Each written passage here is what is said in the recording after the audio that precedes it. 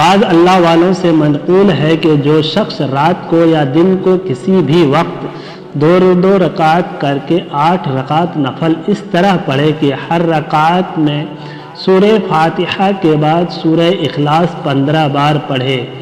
اور ان نوافل سے فارغ ہو کر 70 بار سبحان اللہ اور 70 بار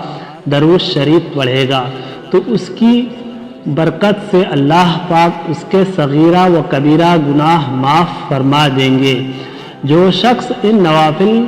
کو سفر میں جانے سے پہلے پڑھتا ہے تو اللہ تعالیٰ اس کے لیے سفر آسان کر دیتا ہے، اور اگر کوئی مقروض ان نوافل کو پڑھے تو اللہ تعالیٰ اس کے قرض ادا کرنے کے سبیل پیدا کرتا ہے،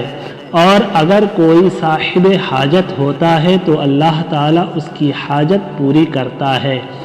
درود شریف یہ پڑھنا ہے: اللہم صلی علی محمد النبی الامی وعلی آلہ واصحابہ وبارک وسلم۔ ویڈیو اگر اچھی لگے تو لائک اور شیئر ضرور کریں۔